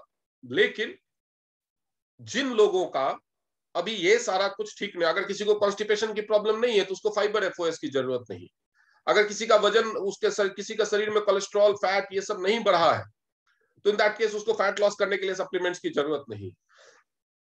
फिर उसको सिर्फ लाइफस्टाइल मॉडिफिकेशन और जिम्निमा के दम पे, यानी जो शुरुआती स्टेज के पेशेंट होते हैं जिनको अभी अभी डायबिटीज हुआ है, वो सिर्फ अपने खान पान लाइफस्टाइल में मॉडिफिकेशन करके और केवल जिम्निमा की मदद से भी शुगर की बीमारी को रिवाइज कर सकते हैं, उसको रिवर्स कर सकते हैं। रिवर्स कर सकते हैं मतलब जब उनको डायबिटीज हुआ, उससे पहले जैसा उनका शरीर था, उससे पहले जैसे उनका लाइफस्टाइल था, वो हो गया। उससे पहले जैसे उनका पाचन था, वो हो गया। उससे पहले जैसे उनके सेल हेल्दी थे, वो हो गए। तो अपने आप शुगर भी रिवर्स हो जाए, शुगर रिवर्स हो जाए। रिवर्स होना इज इक्वल टू ठीक होना। मान लीजिए कोई बंदा, पता चलता है उसको 2022 में कि मुझे शुगर हो गया, तो 2021 2020 के में तो वो ठीक रहा होगा, आपके पास वो 2025 में आता है। तो अगर कोई कहता है कि शुगर कभी ठीक नहीं हो सकता, सही कहता है, शुगर ठीक नहीं हो सकता। हम उसको रिवर्स करके वापस 2020 में लाएंगे, उसके शरीर को, उसके लाइफस्टाइल को, उसके पाचन तंत्र को, उसके इंटेस्टाइन को, उसके सेल्स को वापस 2020 की कंडीशन में लेके आएंगे। 2020 की कंडीशन में उसे शुगर नहीं था, तो 2025 में अगर उसके शरीर का जो मेटाबॉलिज्म है, उसके शरीर का जो पाचन है, उसका जो लाइफस्टाइल है, उसका जो वर्कआउट है, ये सारा कुछ अगर 2020 के कंडीशन में आ गया, तो शुगर उसको फिर से नहीं रहेगा। और साथ में एक और चीज हमने किया, वो किया पेनक्रियाज को मजबूत करना, पेनक्रियाज में बीटा सेल का पुनरुत्पादन करना। कई लोगों को इस पे भी आर्गुमेंट होता है कि बीटा सेल रीजनरेट नहीं हो सकता। तो इस पे अगर कोई आर्गुमेंट करे तो जो ICMR है, Indian council of medical research, उसकी वेबसाइट पे चले जाइए, उसमें सर्च बार में आप जिम्निमा सिल्वेस्ट्रे टाइप कीजिए, आपको लगभग 1400 आर्टिकल मिल जाएंगे। 1400 से ऊपर रिसर्च है जिसमें साबित हो चुका है कि जिम्निमा सिल्वेस्ट्रे अगर एक खास फॉर्मुलेशन में इस्तेमाल किया जाए तो वो बिना किसी साइड इफेक्ट के बीटा सेल्स को रीजनरेट कर सकता है। तो क्या केवल बीटा सेल को रीजनरेट कर देना काफी है? नहीं। तो कई लोगों को होता है कि अगर ये रिसर्च ICMR ने किया है तो फिर ये इलाज क्यों नहीं शुरू हुआ? क्योंकि केवल बीटा सेल रीजनरेट करना भी काफी नहीं है। केवल बीटा सेल रीजनरेट करना भी काफी नहीं है। हार्मोनल इंबैलेंस को, मेटाबॉलिज्म को, पाचन को और सेल्स के ऊपर जो फैट जमा हुआ है इन सबको भी ठीक करना जरूरी है। तो ये दोनों ही चीजें जब एक साथ होती है तो शुगर के ऊपर विजय पाई जा सकती है। और ये सिर्फ ऐसे ही नहीं अफेक्ट करता, एक और चीज होती है इसमें कि जब ये फैट जमा होने लगा होगा, ये हार्मोनल इंबैलेंस या मेटाबॉलिज्म कैसे असर करता है। आपने कुछ लोगों को देखा होगा कि जब ये उनको आप जब एक्यूलाइफ से चेक करते हैं, जो TNS के डिस्ट्रीब्यूटर्स उनको जब आप एक्यूलाइफ से चेक करते हैं तो उनको पेनक्रियाज के पॉइंट्स पे कुछ भी नहीं आता, लेकिन उनका शुगर है। तो उस केस में हो सकता है उनका पेनक्रियाज हेल्दी हो, शुगर बना रहा हो, लेकिन उनका फैट लेयर चढ़ गया हो, किसी वजह से उनके यहां रिसेप्टर्स नहीं खुल रहे। रिसेप्टर्स नहीं खुलने की वजह से ये अंदर नहीं जा पा रहा। इसके अलावा कुछ लोगों के केसेस में आप देखेंगे कि उनका शुगर लेवल तो बढ़ा होता है, लेकिन उनका डायबिटीज का या शुगर के पॉइंट पे सेंसेशन नहीं आता। तो जब शुगर लेवल बढ़ता है तो जो जो शुगर एक्स्ट्रा बच जाता है बॉडी में वो कहीं तो जाएगा, खून में वो कितना देर घूमता रहेगा? खून तो बॉडी से बाहर निकलता नहीं है। तो अगर मान लो आज आपने शुगर लिया, आज आपके शरीर में मान लीजिए 100 mg शुगर बढ़ गया, तो ये तो शरीर से बाहर नहीं निकलेगा। कल भी 100 mg, तो ऐसे बढ़ते बढ़ते बढ़ते बढ़ते कहां जा रहा है शुगर? वो शुगर जाता कहां? तो वो जो ग्लूकोज है वो वापस से कन्वर्ट होता है फैट में, एक प्रोसेस के तहत, कार्बोहाइड्रेट का जो प्रोसेसिंग होता है उसके तहत, और उसकी वजह से भी मोटापा बढ़ना शुरू हो जाता है। अगर आपका एनर्जी कंज्यूम नहीं हो रहा, ग्लूकोज आपके शरीर में यूटिलाइज नहीं हो रहा, तो उसकी वजह से तो ये जो सेल्स पे फैट जम रहे हैं, जिसको हार्मोनल इंबैलेंस बोलते हैं, जब हार्मोनल इंबैलेंस होता है तो वो हार्मोनल इंबैलेंस क्या करता है, ये वापस से इस प्रॉब्लम को दूसरी प्रॉब्लम में, जैसे आपने सुना होगा जिन लोगों को PCOD की प्रॉब्लम होती है, वो बोलते हैं हम कुछ नहीं खाते फिर भी हमारा वजन बढ़ता है। हम कुछ नहीं खाते हैं फिर भी हमारा वजन बढ़ता है। या कुछ लोग बोलते हैं हमें बहुत भूख लगती है, हम क्या करें? तो जब यहाँ पे आपने खाना खाया, ग्लूकोज आया, लेकिन ये इसके अंदर नहीं गया, माइटोकॉन्ड्रिया को ग्लूकोज मिला नहीं, तो ये तो मांगेगा ना ब्रेन से, खाना दो खाना दो खाना दो, तो आप वापस से खाना शुरू कर देंगे। खाना खाते रहेंगे बार बार। खाना चाहिए एनर्जी के लिए, एनर्जी नहीं मिल रही है, लेकिन खाने के साथ साथ, खाने में केवल आप एनर्जी तो नहीं ले रहे, खाने में आप साथ साथ में फैट भी ले रहे हैं, कार्बोहाइड्रेट भी ले रहे हैं, सब कुछ ले रहे हैं, वो भी मिल रहा है, तो वो चीजें तो अपना कमाल दिखाएंगी, वजन बढ़ाती जाएंगी। लेकिन आप खाना कम खा रहे हैं लेकिन वो यूटिलाइज नहीं हो रहा है, एनर्जी और हार्मोनल इंबैलेंस भी है, तो वो उसी को फैट में कन्वर्ट करना शुरू कर देगा, तो आपका वजन बढ़ना, तो वजन बढ़ने की वजह से शुगर हो सकता है। और कई लोगों के केस में जो वो हिडन शुगर होता है, जिसमें शुगर लेवल तो अप नहीं जाता, क्योंकि उनका जो हार्मोनल इंबैलेंस हो जाता है, वो शुगर को फैट में कन्वर्ट करना शुरू कर देता है कार्बोहाइड्रेट प्रोसेसिंग के टाइम पे, क्योंकि उसको कार्बोहाइड्रेट नहीं मिल रहा। वो खाना कम, जिनको वजन बढ़ने का डर लगता है या खाना कम खाते हैं, इसलिए बोलते हैं कि भूखे पेट भी नहीं रहना चाहिए। कई लोगों को आपने देखा होगा आदत होती है ब्रेकफास्ट स्किप करने की, या लोग क्रैश डाइट पे चले जाते हैं, सीवियर डाइटिंग करने लगते हैं। तो उस केस में उनको एक हिडन टाइप का शुगर होता है कि ग्लूकोज बढ़ तो रहा है बॉडी में, बट वो हार्मोनल इंबैलेंस की वजह से फैट में कन्वर्ट हो जा रहा है, तो जिसकी वजह से उनका कम खाते हुए भी वजन बढ़ता रहता है, और उनको समझ में नहीं आता है कि उनके साथ प्रॉब्लम क्या है। तो उनको अभी मेटाबॉलिज्म को, हार्मोनल इंबैलेंस को, ऐसे लोगों को PCOD PCOS की प्रॉब्लम होती है। जब PCOD PCOS का ट्रीटमेंट आप करते हैं तब भी आपको इस एस्पेक्ट पे ध्यान देना है। अब हम बात करेंगे कि शुगर की वजह से अगर ये सारी चीजें नहीं किया जाए तो होता क्या है। और इसका जो कॉस्ट इफेक्टिवनेस है वो कितना है, हम उसकी बात करें।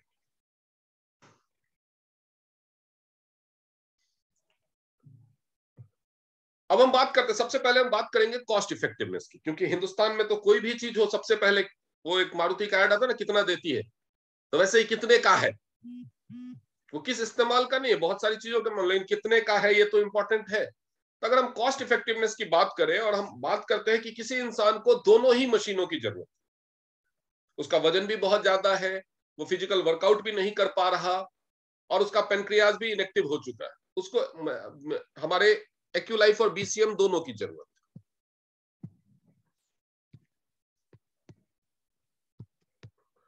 बीसीएम एक्यूलाइफ दोनों की जरूरत, दोनों का जो कॉस्ट उसको पड़ेगा वो लगभग 1,15,000।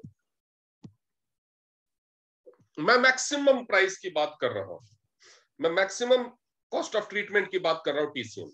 अब हम मान के चलते हैं उस इंसान को हार्मोनल इंबैलेंस भी है, उसका डाइजेशन भी पुअर है, उसको कॉन्स्टिपेशन भी है, ये सारी चीजें हैं, यानी उसको सारा सप्लीमेंट चलाना है, ठीक है, सारा सप्लीमेंट चलाना है और जिम्निमा भी देना है। तो इन दैट केस उसका जो सप्लीमेंट्स का कॉस्ट होगा इनिशियल 6 मंथ्स के लिए, 6 मंथ्स के लिए लगभग 7,000 पर मंथ, तो टोटल 42,000, टोटल 42,000, ठीक है। उसके बाद 2 साल तक, मैक्सिमम 24 मंथ तक 1,500 रुपए का जिम्निमा, तो ये हो जाएगा 24,000 एंड 12,000, 36,000। ये है maximum total cost of treatment of sugar in TCM, in टीएन्स।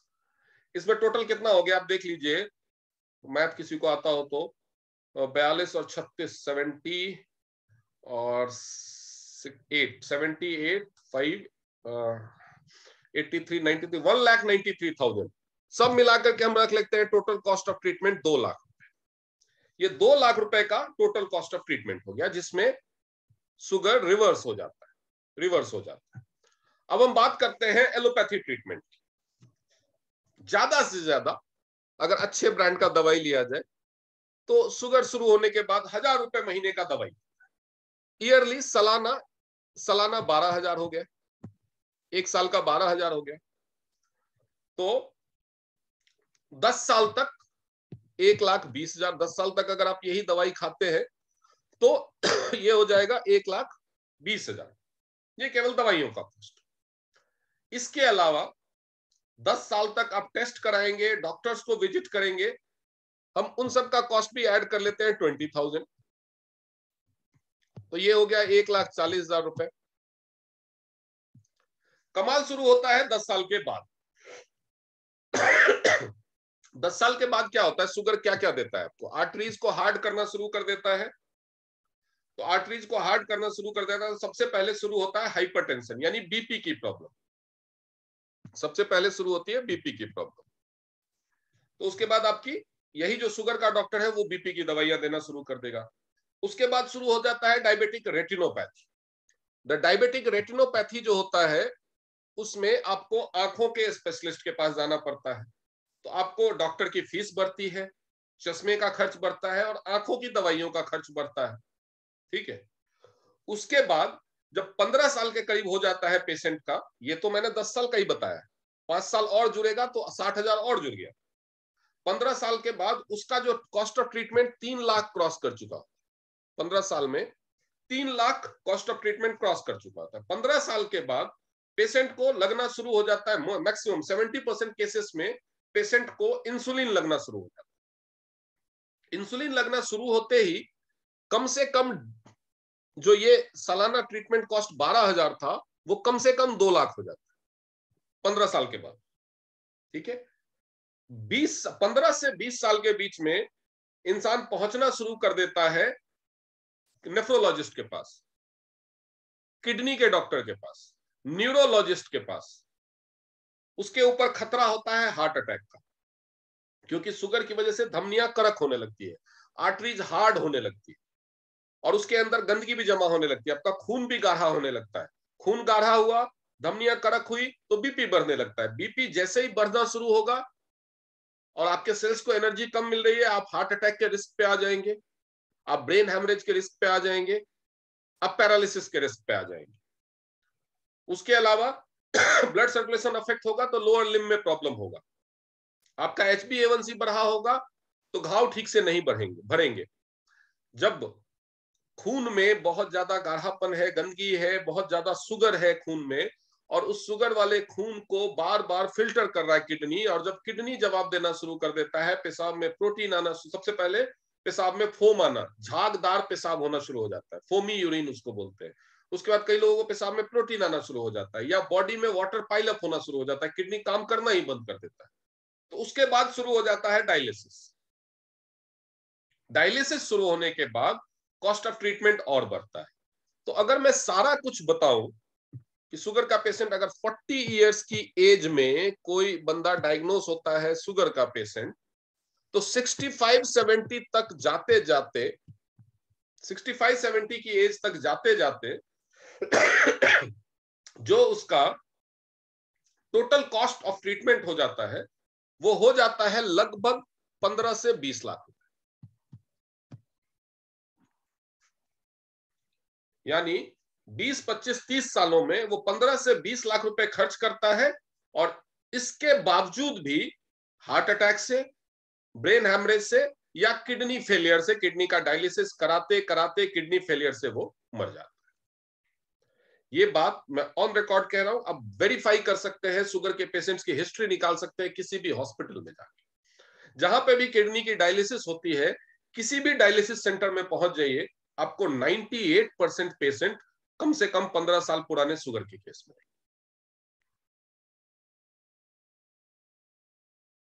तो जहां पे maximum cost of treatment 2 lakh रुपए है, और जिसमें शुगर रिवर्स हो जाता है, शुगर रिवर्स होने के साथ साथ जब आप BCM मशीन इस्तेमाल करते हैं तो उससे आपकी बॉडी को और भी फायदे होते हैं। आपके धमनियों की सफाई हो जाती है, आपका हार्ट अटैक का रिस्क खत्म हो जाता है, आपकी आंखें, रेटिना सही होना शुरू हो जाती है, आपके ब्रेन हेमरेज का रिस्क खत्म हो जाता है, आपके पैरालिसिस का रिस्क खत्म हो जाता है, आपकी किडनी पे जब खून की सफाई हो जाती है तो किडनी पे प्रेशर बनना खत्म हो जाता है।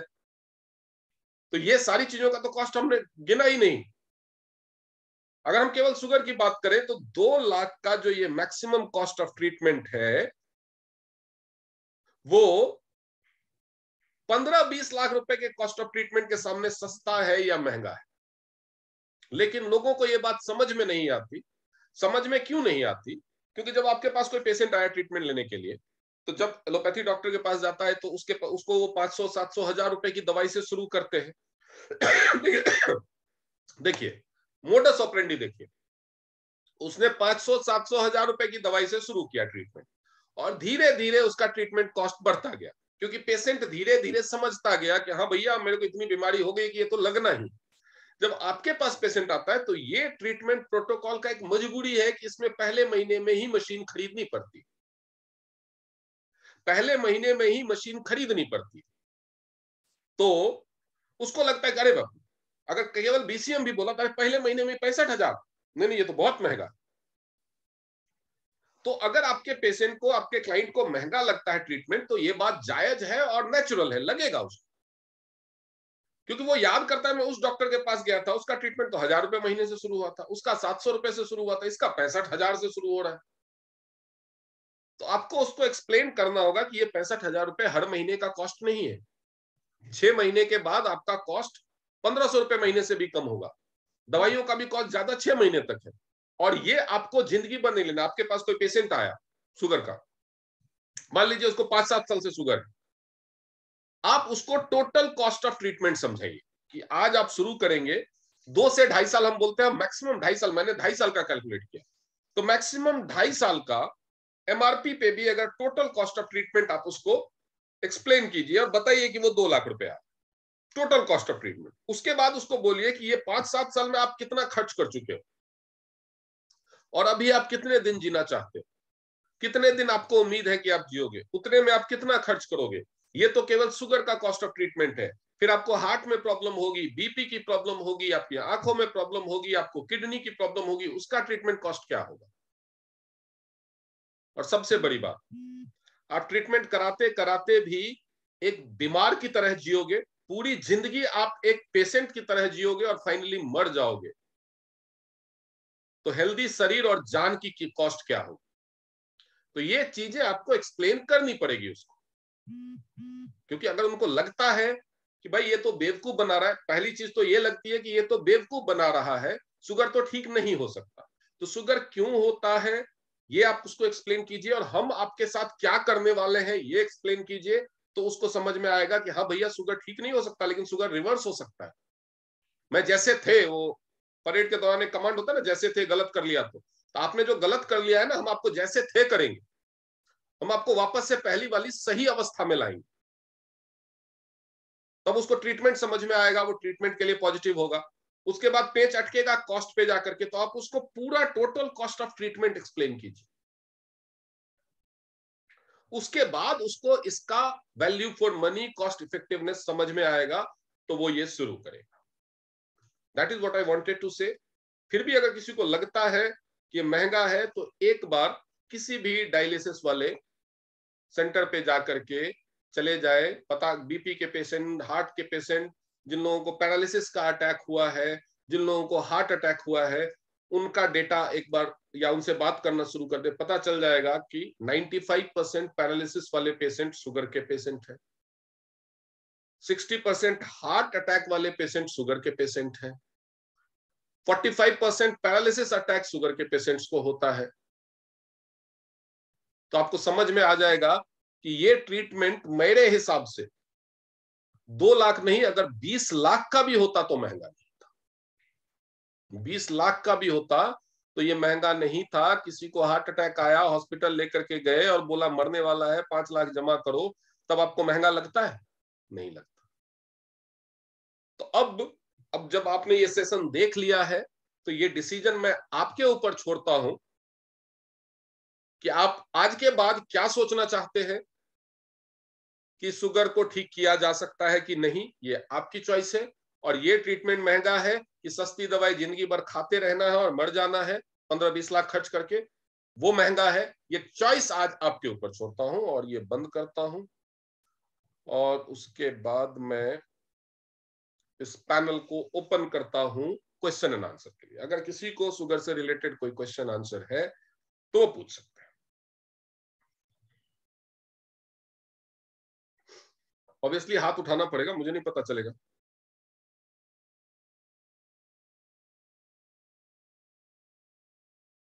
चलो, किसी का क्वेश्चन आंसर नहीं है, अच्छा है, मतलब लोगों को समझ में आ गया। तो अब इस सेशन को यहीं पे खत्म करते हैं, और नेक्स्ट 1 या 2 दिन में, परसों शायद, आई टेक वन ओपीपी।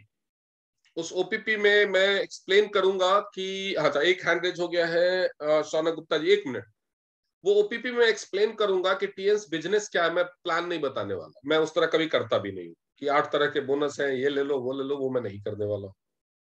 मैं ये बताने वाला हूं कि टीएस बिजनेस है क्या, और इसको क्यों किया जाता है, क्यों करना चाहिए, और इस पैंडेमिक के बाद क्यों दुनिया भर में 30 से 50 के लोगों में बहुत ज्यादा जोश बढ़ा है टीएस को ज्वाइन कर। तो आपको 30 से 50 के एज ग्रुप के लोगों को टारगेट करना है, उस ओपीपी के लिए इनवाइट करना है। होपफुली कल मैं पोस्टर शेयर कर दूंगा, ठीक है। तो चलिए अब हम क्वेश्चन आंसर ले लेते हैं। हाँ शौनक जी, अपने आप को अनम्यूट कीजिए। गुड मॉर्निंग डॉक्टर साहब। Good morning sir. डॉक्टर साहब, मेरे 2013 से शुगर पेशेंट हूँ, जी सर। और मैं करीब 5 महीने से जिमजिमा ले रहा हूँ। इस समय शुगर लेवल करीब 200 के लगभग चल रही है। तो अभी बीसीएम मेरे पास से लेना नहीं ले पा रहा हूँ, मैं नेक्स्ट मंथ में शायद बीसीएम में ले पाऊँ। जी। तो क्या मेरा लेवल कब तक लगभग और नीचे आ सकता है? आप केवल जिमनिमा ले रहे हैं अभी? जी जी डॉक्टर साहब, केवल जिमजिमा ले रहा केवल जिमनिमा के मतलब के दम हूँ, पे आप 8 से 9 महीने समझ लो। और जिंक, साथ में जिंक भी ले रहा हूँ। जिंक का रोल बाद में शुरू होता है। बहुत सारे लोग, मैं आपको एक और चीज बता दूं, बहुत सारे जी लोग जी जिंक पहले देना शुरू कर देते हैं जी जिमनिमा जी के साथ ही। जिंक का रोल बाद में शुरू होता है, सेकंड फेज में। जो पहला जी ट्राइमेस्टर है उसमें जिंक की जरूरत नहीं है। पहले ट्राइमेस्टर में आप डाइजेस्टिव और क्लींजिंग वाले सप्लीमेंट्स इस्तेमाल करें जिमनिमा के साथ, जी क्योंकि पेशेंट ने बहुत दिनों से एलोपैथी मेडिसिन ली होती है, तो लिवर का और पेनक्रियाज का डिटॉक्सिफिकेशन जरूरी है, जो खून की धमनियां है उसका डिटॉक्स, उसमें से गंदगी हटानी है, और इसके अलावा डाइजेशन को और कॉन्स्टिपेशन को ठीक करना है। जी जी। तो पहले उसके सप्लीमेंट्स 3 महीने, साथ में जिम्निमा। उसके बाद सॉरी, सेल्स के रीजनरेशन को प्रमोट करने वाले सप्लीमेंट्स 3 महीने, जिसमें ओमेगा हो सकता है, मल्टीविटामिन हो सकता है, स्पाइरुलिना हो सकता है, उसके साथ जिम्निमा। जी, अभी मैं कौन सा साथ में ले सकता हूँ? अभी आपका डाइजेशन का कंडीशन कैसा है? डाइजेशन, कॉन्स्टिपेशन एकदम डाइजेशन परफेक्ट? सही है, डाइजेस्ट हो जाता खाना आराम से। कॉन्स्टिपेशन नहीं है? नहीं नहीं, कॉन्स्टिपेशन नहीं है। तो आप एक काम कीजिए, आप एफओएस ले लीजिए, की जी पॉली ले लीजिए, और मल्टीविटामिन। ठीक ठीक, तो ओके, ठीक है, thank you. Okay.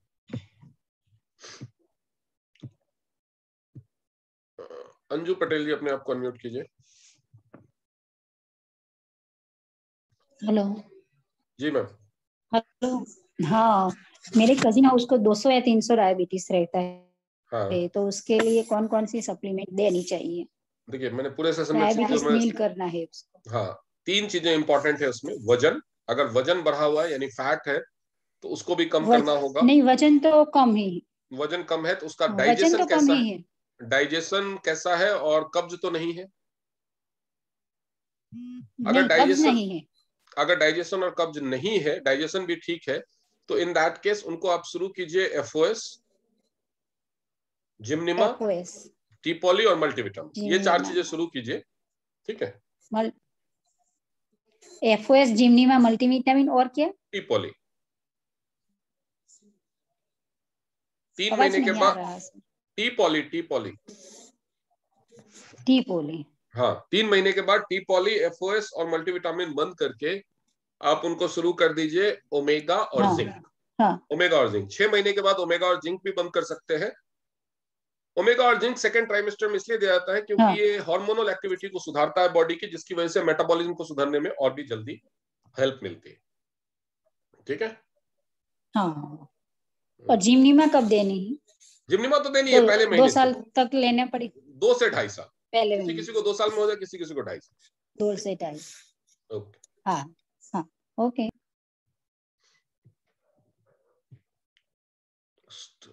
Kamlesh Anand ji, अपने आप को म्यूट कीजिए। हाँ जी sir, good morning sir. Good morning ma'am. Sir मैं अभी आपकी मीटिंग ज्वाइन की है, सेकंड टाइम मैं आपकी मीटिंग देख रही हूँ। मैं आपकी मेंबर नहीं हूँ फिलहाल, लेकिन आपकी ये देख के मुझे काफी समझ में आया है डायबिटीज के बारे में। तो मैं डायबिटीज पेशेंट हुई, लेकिन मेरी डायबिटीज अभी ज्यादा नहीं है। 4-5 साल से मैं रेगुलर दवाइयाँ ले रही हूँ। लेकिन मैं ये जानना चाहती हूँ, ये जो आपकी दवाइयाँ हैं, इनको किस तरह से लिया जाए और इनका क्या प्रोसेस है? तो ये जानकारी मुझे नहीं मिल पा रही, क्योंकि मेरे आसपास कोई नजदीक सेंटर नहीं है। ओके, आपको मेरी मीटिंग का लिंक कौन भेजता है? ये मेरी सिस्टर है, कानपुर से वो रहती है, वो भेजती है मुझे लिंक। क्या नाम है उनका? उनका नाम रचना सिंह है शायद। तो वो आपको बता देंगी, वो आपको बता देंगी, वो आपको समझा देंगी। लेकिन मैं ये जानना चाहती हूँ कि मेरे नियर बाई कोई सेंटर है तो मैं वहां जाके ज्यादा जानकारी ले पाऊंगी। देखिए, कानपुर में सेंटर है, लेकिन वो आपको बता देंगी। ठीक है, उनको जो सेंटर सर दिल्ली रहती हूँ मैं, तो इतना ज्यादा हो नहीं पाता। कोई बात नहीं, आप रचना जी से बात करके मेरा नंबर ले लीजिएगा। दिल्ली में मैं रहता हूँ, और जिस सेंटर पे मैं जिस दिन जाऊंगा मैं बता दूंगा, आप वहां पे आ जाना, मैं आपको सब कुछ एक्सप्लेन करूंगा। ठीक है? ओके सर, थैंक दिल्ली में कहाँ रहते हैं आप? सर मैं विकासपुरी रहती हूँ। कोई बात नहीं, यहाँ पे हमारे आस पास में ही मेरा सेंटर है, डाबड़ी मोड़ के पास। तो मैं आपको बता दूंगा, रचना जी से मेरा नंबर। ठीक है? जी जी, thank you sir, thank you. Jyoti Kumari ji, अपने आप को अनम्यूट कीजिए। Good morning sir. Good morning जी सर, मैं पूछना था ये कि हमको डायबिटीज है सर, और पिछले 12 साल से डायबिटीज है। और हम अंग्रेजी मेडिसिन बहुत सारा खाए थे। इधर 3 महीने से हमको जो है ना, मतलब कि ध्यान से परिचय हुआ, और इनका हम हाई फाइबर, टिपोली, जिंक, ओमेगा, जिम्निमा, इतना चीज खा रहे थे, तो हमारा पूरा डायबिटीज लेवल घट गया था। लेकिन इधर कुछ स्ट्रेस की वजह से फिर जो है ना, मेरा फास्टिंग में 380 हो गया है।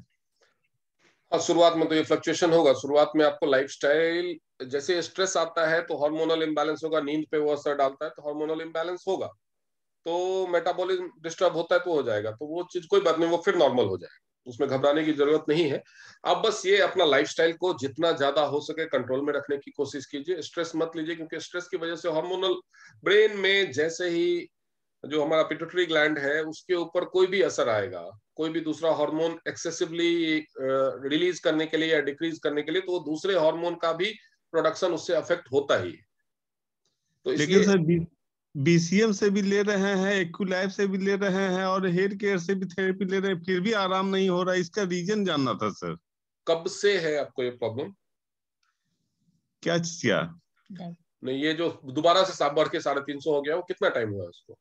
वो मतलब कि 20 दिन 20 दिन 20 दिन जी।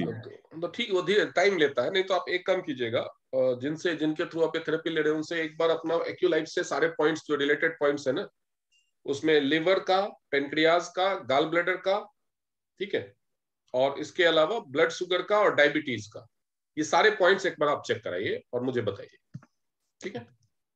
सर ऐसा बात है ना, हमको जो है ना सिर्फ पेनक्रियास में, गॉल ब्लैडर, लीवर में ही लगता है और कहीं भी नहीं लगता है। बीच वाला उंगली में जो है ना, जो नीचे में जो लेफ्ट ब्रेन आती, राइट ब्रेन आती, यही जगह लगता है और कहीं नहीं लगता है।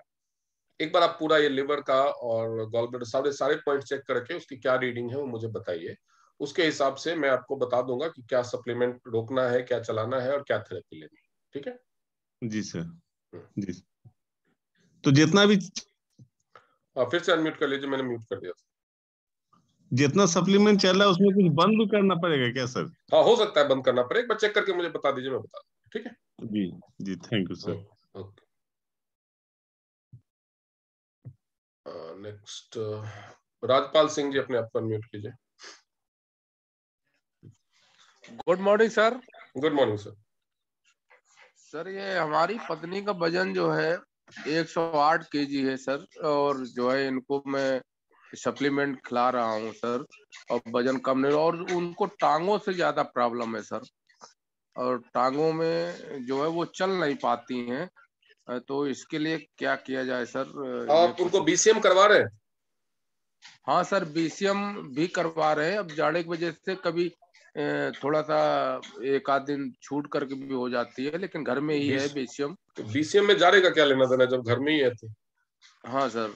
तो एक काम करो, आप बीसीएम के साथ साथ एक हीटर भी ले लो, रूम हीटर, बीसीएम के पास ही उसको लगा दो और उनको बोलो नहीं रोज करना है, ठीक है? रोज सुबह शाम आप बीसीएम करवाइए उनको, ठीक है सर? और उनके खाने में थोड़ा सा, जिस चीज में कार्बोहाइड्रेट और फैट होता है वो चीजों का इंटेक रोक दीजिए, मीठा कम कर दीजिए, नमक कम कर दीजिए, ठीक है सर? खाने पीने में सब्जी, सलाद, हरी सब्जियां, ये सब जितना, आलू कम, चावल अगर होगा तो ब्राउन राइस, और रोटियां भी जो मल्टीग्रेन चोकर वाला आटा आता है ना वो सर, चाहे रोटी दिखने में काली पीली हो, दिखने से तो कोई फर्क नहीं पड़ता ना सर। सर सर वो दीजिए खाने के लिए सर। और इसके अलावा सप्लीमेंट क्या सब दे रहे हैं आप? सप्लीमेंट सर वही ओपीसी और एफओएस और चोटेशन और कई सप्लीमेंट दे रहे हैं सर, जो मिला करके उनको चिटोशन, ओमेगा, फाइबर, ये 3 चीजें हाँ, ओमेगा भी दे रहे हैं सर, और वो भी दे रहे हैं सर। हाँ, टीपॉली, चिटोसन, ओमेगा, फाइबर और टीपॉली दीजिए, ठीक है? टीपॉली सर, सर हाँ। सर।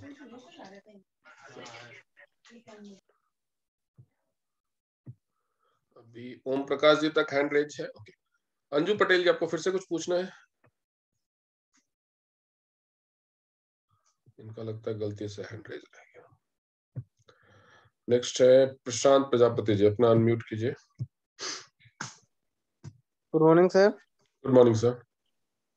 सर मेरा डायबिटीज से तो नहीं है क्वेश्चन, लेकिन एक मेरे पास पेशेंट आ जाए थे, उनकी मम्मी जी का डायलिसिस किडनी की प्रॉब्लम है, 62 ईयर उनका एज है सर, तो वो डॉक्टर ने बोला किडनी का पेशेंट का तो पूरा रिपोर्ट चाहिए मुझे, पूरा हिस्ट्री और पूरा रिपोर्ट चाहिए, तो आप मुझे व्हाट्सएप कर दो, ठीक है? जी सर, मैं व्हाट्सएप कर दूंगा। डायलिसिस स्टेज पे है तो मुझे देखना पड़ेगा उसके बाद की क्या कंडीशन है, वो देख करके क्या क्या थेरेपी चाहिए, क्योंकि किडनी के पेशेंट्स को सप्लीमेंट भी बहुत सारे नहीं दिए जा सकते।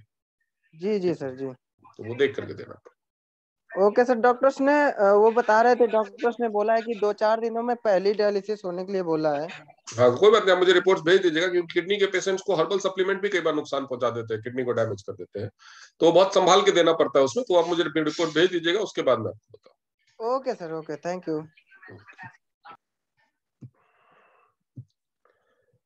ओम प्रकाश जी, अपने आप को अनम्यूट कीजिए। Sir good morning sir. Good morning जी। सर मेरा एक सवाल था, मेरे पापा डायबिटीज के पेशेंट है और उनका मोतियाबिंद का ऑपरेशन हुआ है, तो उनको क्या जिम या बीसीएम करा सकते हैं? कब हुआ है ऑपरेशन मोतियाबिंद का? सर अभी 20 दिन हुआ। नहीं, बीसीएम मत कराइए, जिमनिमा तो दे सकते, सप्लीमेंट कोई भी दे सकते हैं, एक्यूलाइफ की थेरेपी दे सकते हैं, हेड केयर करा सकते हैं।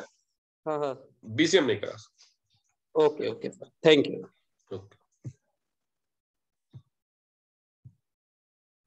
उपेंद्र जी, अपने आप को अनम्यूट कीजिए। Good morning sir. Good morning sir 63 year old person है, उनको बीपी की प्रॉब्लम थी, साइटिका की प्रॉब्लम है, तो और बीपी उनका पहले तो 156-157 जाता था, बट अभी 135 से 140 के बीच फ्लक्चुएट कर रहा है। मतलब कभी 135 रहता है, कभी 138, कभी 140। वजन और ज्यादा है उनके उनका? कमर में और पैरों में दर्द है, वो नहीं खत्म हो रहा है जी। वजन ज्यादा है उनका? हेलो, वजन ज्यादा है क्या उनका? नहीं, वजन नॉर्मल है, एकदम नॉर्मल वजन है, फिर चलते फिरते हैं, डाइजेशन कोई प्रॉब्लम नहीं है। डाइजेशन कैसा है उनका? डाइजेशन थोड़ी सी प्रॉब्लम पहले बता रहे थे, तो एक राउंड उनका एफओएस और हाइपाइवर हम चला चुके हैं। उसके बाद वो हमेशा कहते हैं कि घबराहट होती है, दर्द होता है, मतलब राइट हैंड साइड में सीने में दर्द होता है। उनको कुछ दिनों तक आप कॉन्टिन्यूसली ओपीसी, ओमेगा और 3 बार हेड केयर की थेरेपी स्टार्ट कर दीजिए, ठीक है? अच्छा, हेड केयर की थेरेपी वाइब्रेशन मोड में करना है या नॉर्मल? Vibration mode. ओपीसी अच्छा, और ओमेगा दीजिए, और बीसीएम ओमेगा और ओएस, ये 3 चीजें देते रहिए और हेड केयर की थेरेपी स्टार्ट, ठीक है? अच्छा, बीसीएम या एक्यूलाइफ में कुछ? एक्यूलाइफ कर सकते हैं हाइपरटेंशन के पॉइंट पे, हार्ट के पॉइंट्स पे। ठीक है, तो और ब्रेन आर्टरीज? ब्रेन आर्टरीज के पॉइंट पे भी कर सकते हैं। या कमर वाला जो प्रॉब्लम है जी? पैरों में कहाँ पे दर्द है? पैरों में एक साइड से पैर में सिर्फ दर्द होता है, वो भी जंघे में, दूसरे साइड में दर्द नहीं होता। हाँ, एक्यूलाइफ की थेरेपी, साइटिक नर्व वाले पॉइंट पे एक्यूलाइफ की थेरेपी कीजिए, ठीक हो जाएगी। जी सर, ठीक है सर। हाँ, अंजू पटेल जी, अपने आप को अनम्यूट कीजिए। हेलो। हाँ जी। हाँ सर, वो दवाई वो कौन सा है, कब कब देनी चाहिए? वो सभी दवाइयों पे लिखा वो होता है। दवा मैंने आपने लिखवाई? वो सभी के पैकेट पे लिखा होता है। हाँ, लिखा होता है, वैसे ही लेना। हाँ, okay, thank you. Okay, Shivangi ma'am, अपने आप को अनम्यूट कीजिए। Good morning sir. Good morning ma'am. Sir 46 age के एक मेल हैं जिनको पैर में इम्प्लांट्स है और बोल्ट्स भी हैं, तो उनको हम अगर उनको शुगर रहती है सर 150, उनकी अभी बढ़ी हुई चल रही है, खाने के पहले वाली भी और खाने के बाद वाली भी। उनको 200 प्लस उनकी खाने खाली पेट की है और खाने के बाद वाली भी ऐसे ही 200 प्लस चल रही है सर। तो उनको अगर हम बीसीएम नहीं दे सकते तो सर उसको क्या रिकमेंड कर सकते हैं फिर हम? एक्यूलाइफ दे सकते हैं, एच कप दे सकते हैं और सप्लीमेंट्स दे सकते हैं। सर सप्लीमेंट्स में उनको पहले जैसे उनको डाइजेशन की भी प्रॉब्लम रहती है, उनका सबसे पहले जिमनिमा के साथ क्लींजिंग सीरीज। जी सर। उसके बाद सर एफओएस दिया था। उसके बाद जिमनिमा के साथ सप्लीमेंटेशन में हार्मोनल बैलेंस वाला सीरीज है वो। उसके बाद केवल जिमनिमा। डायबिटीज में सप्लीमेंट के लिए यही आता है। ओके, ठीक है। और सर जैसे वेट लूज हो रहा है तो उसका रीजन क्या हो सकता है सर? हर महीने जैसे ही शुगर उनका ठीक होने लगेगा, डाइजेशन ठीक होने लगेगा, वेट गेन होने लगेगा। और पैरों में भी दर्द सर इसी वजह से रहता है? हाँ, उसी वजह से रहता है। शुगर ठीक होगा, अपने आप सब ठीक हो जाएगा। ठीक है सर, थैंक यू। पैरों के दर्द को तो आप पूरी तरह से कभी ठीक नहीं कर पाएंगे क्योंकि इम्प्लांट लगे हुए हैं, फिर भी कम हो जाएगा। तो सर जैसे हमें अगर बीसीएम देना हो तो हम उनको बीसीएम नहीं देना है, उनको जबरदस्ती है देना, हाथ रखवा के नहीं दे सकते? नहीं देना, क्यों देना है? अच्छा, जो आया उसको हर चीज चिपकानी थोड़ी जरूरी है। जी सर। और सर एक्यूलाइफ के जो वो थेरेपी देनी है वो कौन कौन से प्रॉब्लम के हिसाब से जो भी कंसर्न पॉइंट पे सेंसेशन आता है वहां पे थेरेपी देनी है। उनको मल्टीपल प्रॉब्लम्स है तो सारे रिलेटेड ऑर्गन में आप चेक करेंगे और जहां जहां सेंसेशन आ रहा है वहां पे थेरेपी देना शुरू कर दीजिए। ठीक है? ठीक है सर। Okay, thank you sir. Rajiv ji अपने आप को अनम्यूट कीजिए। हेलो जी, I'm audible? Yeah. अच्छा, my parents around 10-15 years I think they're taking insulin. Okay. And age wise तो मतलब health wise तो they're not they're well being, मतलब नजर मोटे वैसा नहीं है, वजन ज्यादा नहीं है. Okay. And is it so they have not started the treatment, insulin ले रहे हैं, that's the only treatment that they're taking. इसके अलावा मतलब सबसाइड तो नहीं हो रहा है बल्कि बड़ी है. पहले तो मेडिसिन से चालू किया था, now it's just ending up in insulin का भी काउंट्स ज्यादा है. सो एक्चुअली इनके केस में जो most likely the reason is कि उनका एक तो पेनक्रियाज कंप्लीटली इनएक्टिव हो गया है तो इंसुलिन बन नहीं रहा है तो उनको इंसुलिन लेना पड़ रहा है. बट मे बी उनके जो सेल्स हैं उस पे भी फैट की लेयर है जिसकी वजह से उनको इंसुलिन टॉलरेंस हो गई. इंसुलिन शरीर में अब्जॉर्ब सेल्स में रिसेप्टर्स खोल नहीं पा रहा है. अच्छा, तो उस केस में आपको उनको शरीर की सफाई करनी पड़ेगी ताकि जो सेल्स के ऊपर फैट की लेयर है वो हट जाए. तो इंसुलिन सबसे पहले काम करना शुरू करे, उनका शुगर लेवल डाउन. ठीक है. उसके बाद सेकंड हमारा पर्पस रहता है कि इंसुलिन रुक जाए. इंसुलिन रुकने के लिए हम जिम्निमा और कुछ और सप्लीमेंट्स जो उनका शरीर से सिक्रीशन को क्लियर करेंगे, बावल मूवमेंट ठीक होगा, जीआई सिस्टम ठीक होगा और जिम्निमा भी सेल्स में रीजनरेट करना शुरू करेगा और एक्यूलाइफ की थेरेपी होगी ताकि पेनक्रियाज एक्टिव हो. अच्छा, ठीक है. It may take 6 to 9 months. तो उनका इंसुलिन पे डिपेंडेंसी कम होते होते मैक्सिमम 1 year में इंसुलिन बंद हो जाए. पूरा क्योर होने के लिए 2.5 साल तक.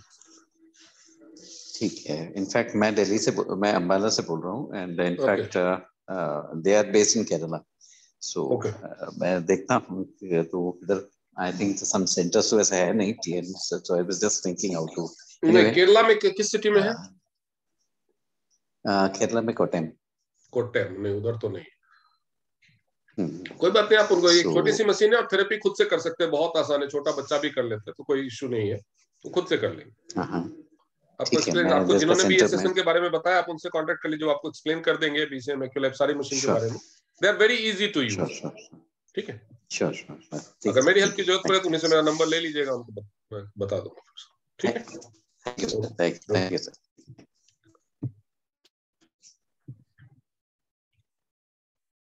नेक्स्ट भौमिक सर, अपने आप को अनम्यूट करो.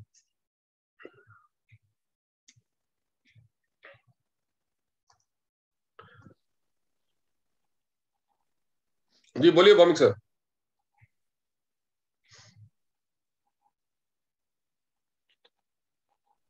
रतनलाल, भौमिक सर आपकी आवाज नहीं आ रही. आप मुझे व्हाट्सएप पे वॉइस मैसेज भेज देना, मैं आपका जवाब दे दूंगा.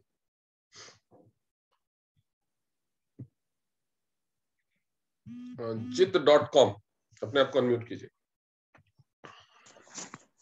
Good morning sir. Good morning जी. सर एक पेशेंट मिल रहे हम लोग को, जैसे उनकी कमर से पैर तक दर्द हो रहा है और बोल रहे लोग उनकी नस मोटी हो गई और बहुत दर्द हो रहा है. दोनों ही पैरों में? Yes sir. दोनों पैरों में हो रहा है तो उनको बीसीएम कराना शुरू कीजिए. बीसीएम 5 मिनट उनको बीसीएम पे बिठा के कीजिए.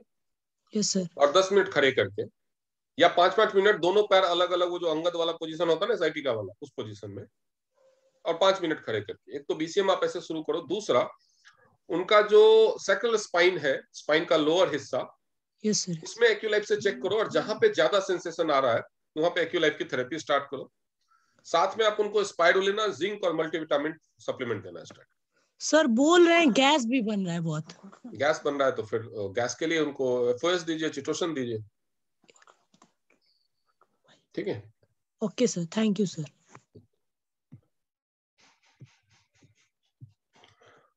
अंजू पटेल जी फिर से. हाँ अंजू पटेल जी अनम्यूट कीजिए. लगता है उनका हैंड गलती से रेज हो गया।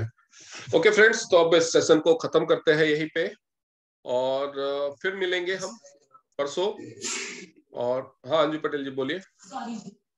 हाँ सर, मैंने एक पेशेंट को कॉल कर दी है, कोरोना के पेशेंट को। क्या समझ में नहीं आया, जो दोबारा बोलिए।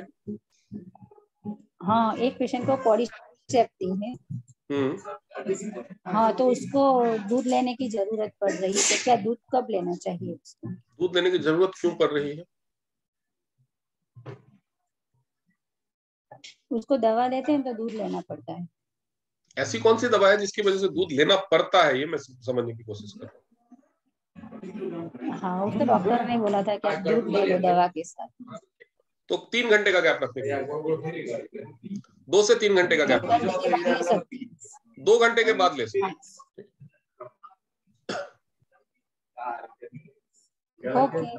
ओके। एक और प्रशांत पांडे जी, अपने आप को अनम्यूट कर लीजिए। अभी कोई हैंड रेज मत कीजिए, अब मैं क्वेश्चन ले लूंगा। प्रशांत पांडे जी का लास्ट। प्रशांत पांडे जी अपने अनम्यूट। हाँ, गुड मॉर्निंग सर। हाँ गुड मॉर्निंग जी। सर मेरे पास एक केस आज आया था, तो एक लड़की है, उसकी हाथ में सर ऐसे उसके हाथ सूखने लगता है हथेली, और जब सीधा करती है तो उसमें से ब्लड आने लगते हैं उंगलियों के पास से। तो कोई दवा लगा रही है, जब लगाती है तो वो नरम रहता है उस टाइम तक, बाद में फिर उसे सूख जाता है। उसका हाथ का स्किन हार्ड हो जाता है, नसें सूख जाता है, मैं समझ नहीं पाया। स्किन सा हार्ड हो जाता है उसका। एक बार आप मेरे को फोटो, आप मुझे एक बार ना फोटो भिजवा दें सर। आपके फेसबुक पे सर? फेसबुक पे या व्हाट्सएप पे, अगर आपके पास व्हाट्सएप नंबर है ठीक है। सर आप दिए नहीं। आप अपने अपलाइन से ले लीजिएगा, आपके अपलाइन में जो भी 8 स्टार एंड अबव होंगे उन सबके पास मेरा नंबर है, उनसे ले लीजिएगा, नहीं तो फेसबुक पे भेज दीजिएगा इनबॉक्स में, कोई दिक्कत नहीं। ठीक सर, फेसबुक पे भेज देंगे sir. Okay, thank you sir. Thank you friends. तो परसों के लिए ओपीपी के लिए तैयार रहिए। टाइमिंग भी कल आप लोगों को पता चल जाएगी कि ओपीपी की टाइमिंग क्या होने, या तो 4 बजे रहेगी या फिर 9 बजे रात में रहेगी, वो देख लूंगा मेरी सुटेबिलिटी क्या है। और 100 पार्टिसिपेंट्स के लिए ही रहेगा, तो टाइम से ज्वाइन करें। और इस सेशन को आप ज्यादा से ज्यादा लोगों में शेयर जरूर कीजिए, खासतौर पे जो शुगर के पेशेंट्स हैं। और जब भी शुगर के पेशेंट्स की काउंसलिंग करें तो उनको पहले ये जिस तरह से मैंने समझाया उसको पूरा ट्रीटमेंट प्रोटोकॉल समझाइए, उसको यकीन जरूर आएगा। और उसके बाद कॉस्ट इफेक्टिवनेस भी पूरा उसको एक्सप्लेन कीजिए। Thank you very much and good night, all the best. और बहुत अच्छी क्लोजिंग की है आप लोगों ने जनवरी मंथ की, बहुत जबरदस्त सेल हुई है इस बार, बहुत सारे लोगों ने ऑफर क्वालिफाई किया है। तो ये जो 5 स्टार 6 स्टार 7 स्टार वाला ऑफर है, तो 5 स्टार वाला ऑफर पूरे साल में 12 बार है, 6 स्टार वाला 6 बार है, 7 स्टार वाला 3 बार है। तो ये ऑफर खत्म नहीं हुआ, अगले महीने भी है, तो इसको ऐसे ही क्वालिफाई करते रहे। All the best, thank you very much, good night.